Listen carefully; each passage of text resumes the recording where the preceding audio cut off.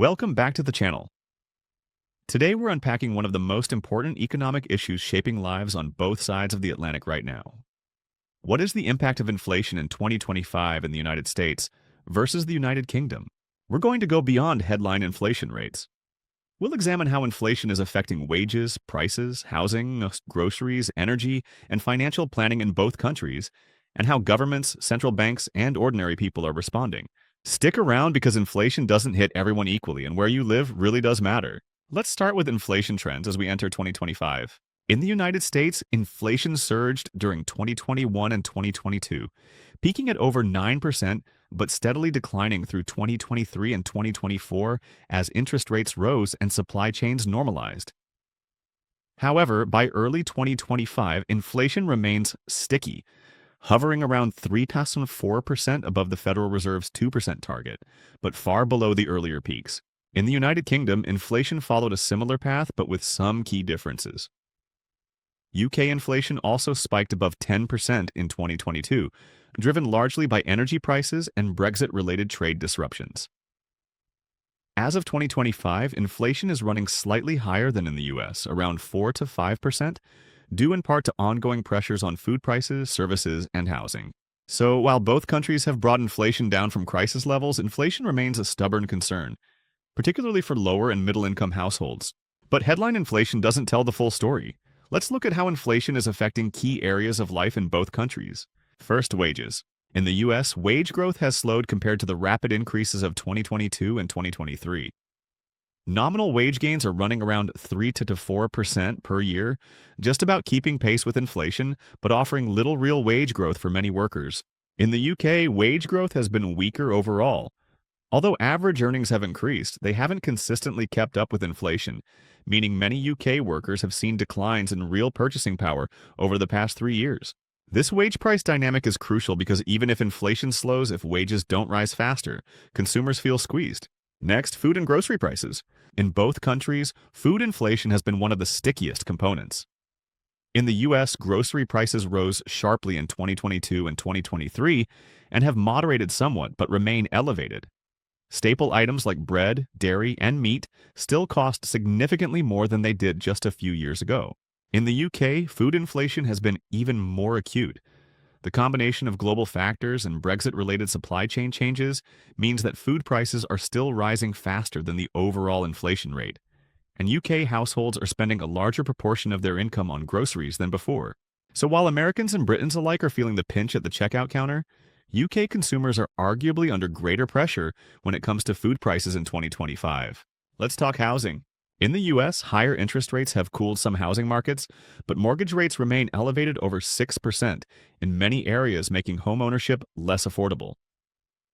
Rents have continued to rise, especially in cities, with inflationary pressures squeezing renters hard. In the UK, housing inflation has also been significant.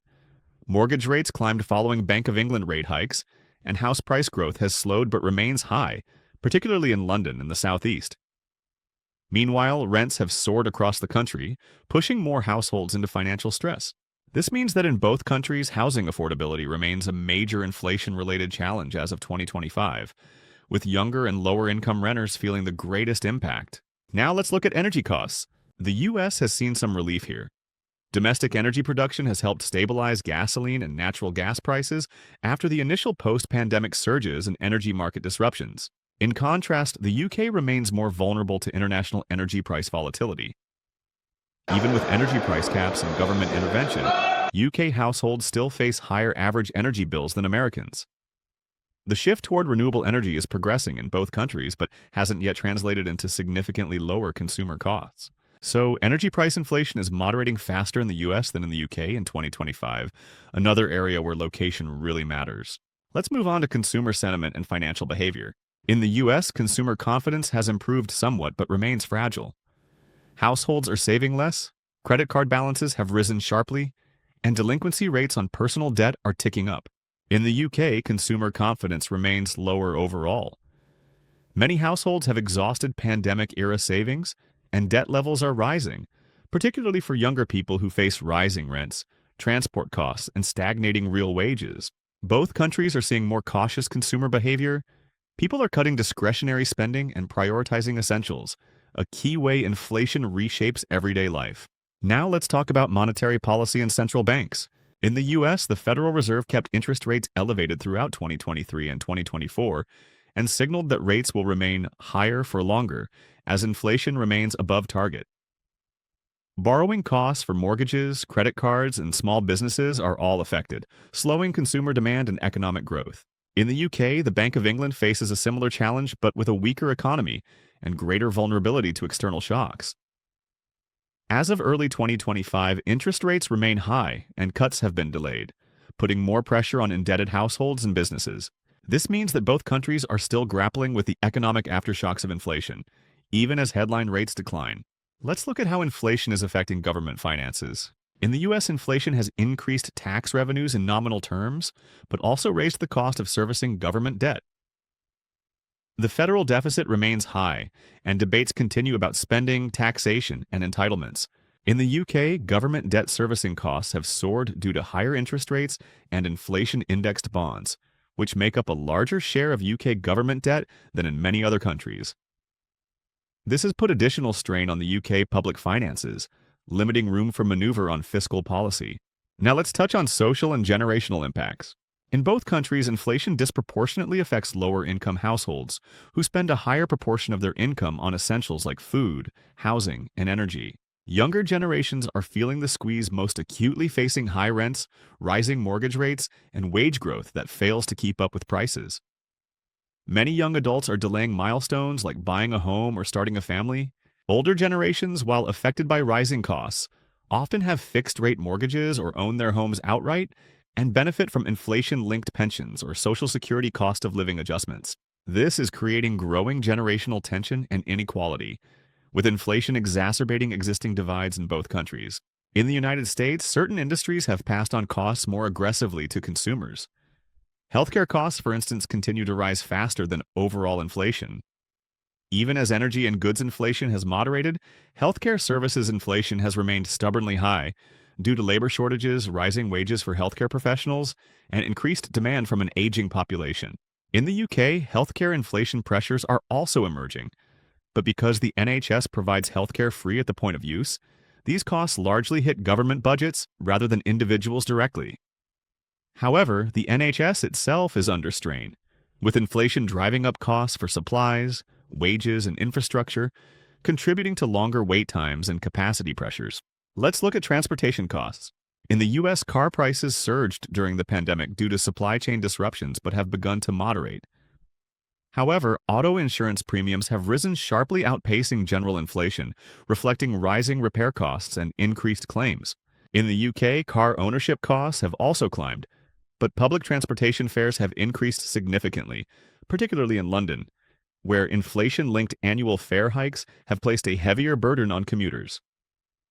Rising fuel prices and maintenance costs further add to the transportation squeeze. Next, let's talk about interest rate sensitivity across different parts of society.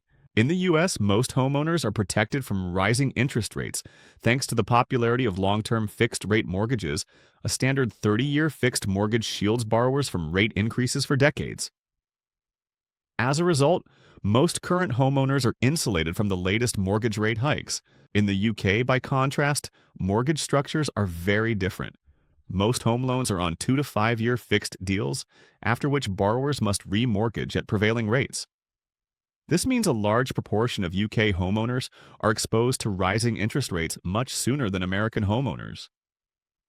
In 2025, millions of UK borrowers are facing higher monthly mortgage payments as their deals expire and they refinance at much higher rates.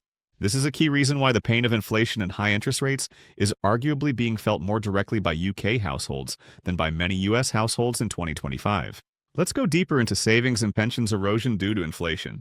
In both countries, inflation reduces the real value of cash savings. In the US, savers can access inflation hedging products like Treasury Inflation Protected Securities, IEIPS, but many ordinary savers still keep funds in low-yield accounts, where inflation quietly erodes their purchasing power. In the UK, inflation-linked savings products like index-linked gilts are available, but most savers have their money in standard bank accounts or fixed-rate savings products, many of which still offer returns below inflation rates. For pensioners, the issue is critical. Even with inflation-adjusted pensions like Social Security COLAs in the US or the UK's triple lock on state pensions, inflation still erodes the value of private pensions and annuities unless those incomes are inflation-protected, which many are not. This means both American and British retirees with private pensions are seeing reduced real income, even as state pensions attempt to keep pace with inflation. Let's briefly examine government responses beyond monetary policy. In the U.S., inflation relief measures have largely taken the form of one-time payments or temporary policy tweaks, such as expanded tax credits during the pandemic. By 2025, most of these measures have wound down, and the policy focus has shifted to deficit reduction and long-term stability.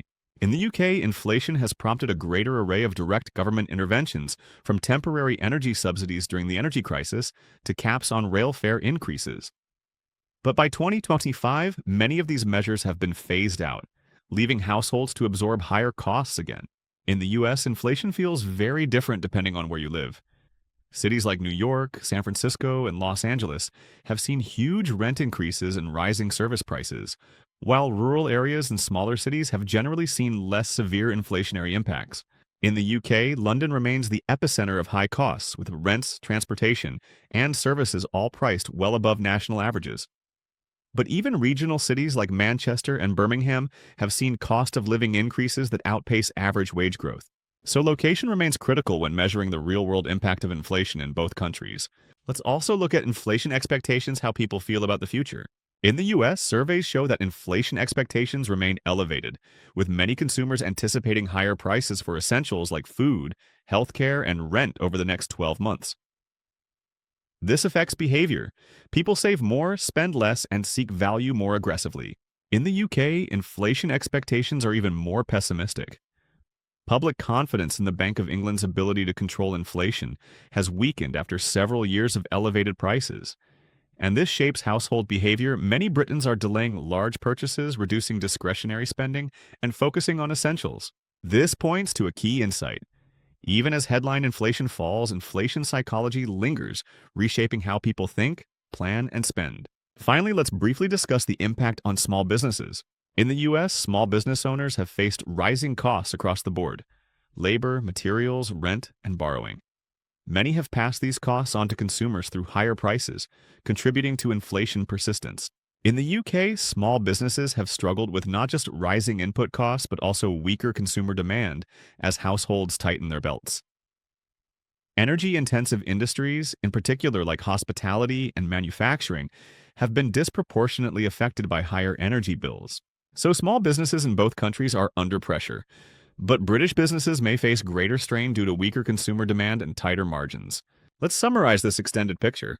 As of 2025, inflation rates have moderated but remain above target, around 3 to 4% in the US, around 4 to 5% in the UK. Wage growth is stronger in the US, but still only keeping pace with inflation. Weaker wage growth in the UK is creating more household strain. Food inflation is persistent in both countries, but sharper in the UK due to supply chain factors. Housing affordability remains a crisis in both countries. But the UK's shorter mortgage terms mean more homeowners are directly impacted by rising interest rates. Energy costs have moderated faster in the US thanks to domestic energy production, while the UK remains more exposed to global energy price volatility. Healthcare inflation is biting harder in the US due to private healthcare costs, while NHS strains affect UK services more than direct household budgets. Small businesses, renters, and younger generations are feeling the squeeze hardest in both countries, exacerbating inequality. Inflation expectations remain elevated in both countries, impacting consumer behavior even as headline rates decline. Ultimately, while both economies have made progress in bringing inflation under control, the lived experience of inflation in 2025 continues to differ. American households are seeing relief in energy and wage growth, but face high housing and healthcare costs, while British households are grappling with persistent food inflation, rising rents, and mortgage pressures. Both countries are now in a delicate position, balancing inflation management, interest rates, and economic growth without tipping into recession. That's it for today's dive into the impact of inflation across the US and the UK. If you found this breakdown helpful, don't forget to subscribe to the channel and turn on notifications, because we have plenty more comparative analyses coming up, from cost of living and taxes to healthcare, education, and retirement systems. Thanks for watching.